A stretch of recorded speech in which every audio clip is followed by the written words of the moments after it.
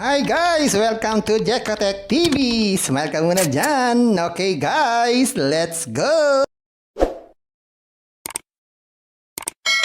Hello guys!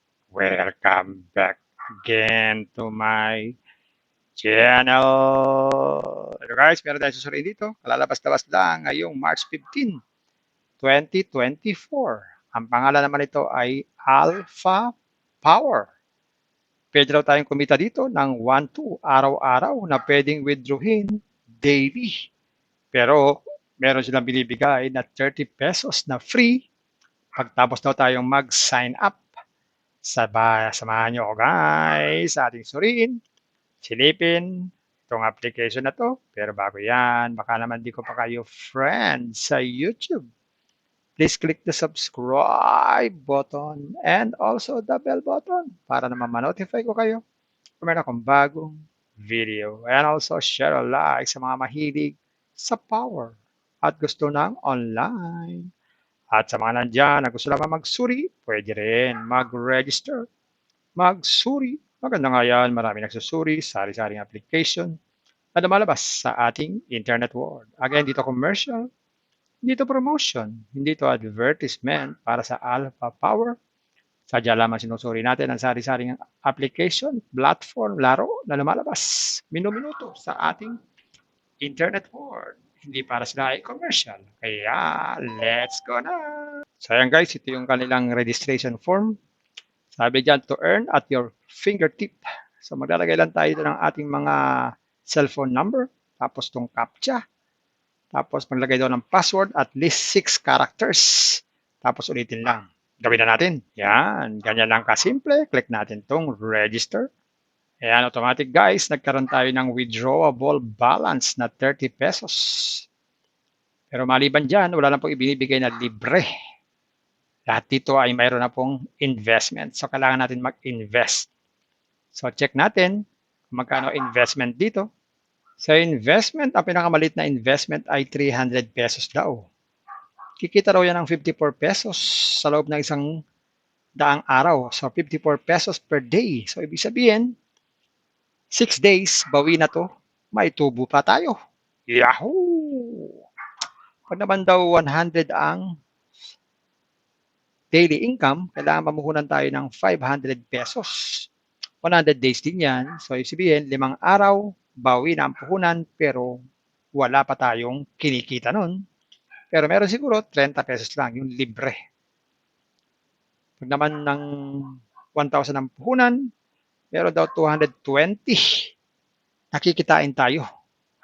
Everyday yan. At pag daw 5,000, 1 to naman daw ang daily kita. Loob ng 100 days, pag naman 10,000, 2,700 ang araw-araw na kita. So, ibig sabihin, 4 days, bawi na ang puhunan. Nagkaroon pa tayo ng tubo.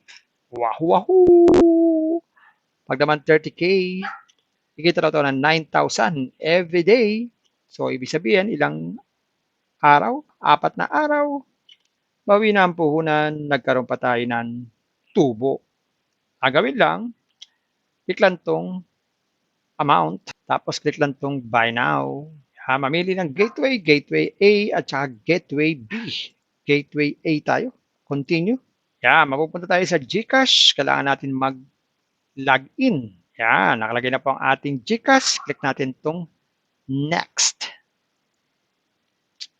Scan tong QR code. Tapos mag-transfer ng fund sa kanila. Pag naka-transfer na, ayun, meron na tayong investment. Pwede na tayong mag-withdraw anytime. So be sure, bago tayo mag-withdraw, nakalagay na po ang ating my bank info. Click natin to. Tapos ilagay po ang ating bank info, kagaya ng ating holder's name, tapos bank name, GCash na naman, at saka yung GCash number. Ganito lang. Ganyan lang kasimple. Click lang submit. Ayun, meron na tayong GCash. Pwede na tayong mag-withdraw. Check nga natin. So, click natin itong withdraw now. Sabi dyan, ang minimum withdrawal daw ay 100. So, hindi tayo pwede mag-withdraw. Pero pag may 100 na, anytime pwede mag-withdraw 7-24 hours. At darating daw within 3 hours at walang fee. Lagyan lang dito ang amount. Tapos, click lang itong withdraw now. Ganun lang kasimple. At meron din sila ditong payment record in case na meron tayong problema sa ating record, makikita natin dyan. At meron silang about us para malaman natin ang application na to. Basa-basa muna. At customer service, kontakin pag mayroong problema. At personal information, pwede maguhin anytime. At pwede mag-share ng app. At pwede tayo mag-log out. At pwede mag-log out anytime basta ayaw na natin sa application na ito. Ayan guys, nakita natin itong Alpha Power. Totoo, merong 1-2 daily kung mamumuhunan tayo ng 5K. At pwedeng withdrawin araw-araw. At meron din libreng 30 pesos. Pero guys, parati ko kayong pinagbibilinan at pinagsasabihan, pinapaalalahanan. Bago mag-invest, think twice. Mag-search, magtanong-tanong bago mag-invest, and invest at your own risk. Invest what you can afford. Tulos lamang po sobrang pera ang ating invest. Pag yung ating pagkabuhayan, pabiling bigas, pabiling ulam, pan-tuition fee, at lalo-lalo na, huwag na po tayong mangungutang. Kung wala po tayong pang-invest, kung may free, sa free muna tayo. Kung may free, sa free muna tayo. Kaya lang, ang free nito ay 30 pesos lang. Kung gusto pa na maraming free, puntahan, pasyalan po ang aking description box. Nandun po yung mga super legit na free application. At tandaan po, paalala pa isa, ang ganito mga application, minsan tumatagal, pero minsan, sandaling-sandali lamang, kaya maging maingat sa ating pag-invest. Isa pa mong paalala, sabi sa 1 Timothy chapter 6, verse 10, for the love of money is a root of all kinds of evils. It is through this craving that some have wandered away from the faith and pierced themselves with many pangs. Totoo po ito. Ang pera naman talaga ay ginagamit natin yan, pambiling ulam, bigas, sapatos, damit, at iba pa. Pero ang masama, yung love of money. Yan po ang pinagbabawalan tayo at pinagbibigyan ng babala. Dahil pag tayo po ay nagkaroon ng love of money, pwede tayong makagawa ng sari-saring kasamaan dahil yan na nagiging ugat sa lahat ng uri ng kasamaan. Kaya maging maingat dahil ang ating ibang mga kasama ay wala na sa pananampalataya. Sila po ay nadala na sa pag-ibig sa pera. Kaya maging maingat. Bye-bye. Ingat tayo sa pag-invest. Bye. Hi guys! Welcome to Jekotech TV!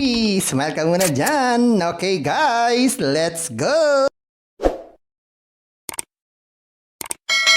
Isa pa mong paalala, sabi sa 1 Timothy chapter 6, verse 10, for the love of money is a root of all kinds of evils. It is through this craving that some have wandered away from the faith and pierced themselves with many pangs. Totoo po ito. Ang pera naman talaga ay ginagamit natin yan, pambiling ulam, bigas, sapatos, damit, at iba pa. Pero ang masama, yung love of money. Yan po ang pinagbabawalan tayo at pinagbibigyan ng babala.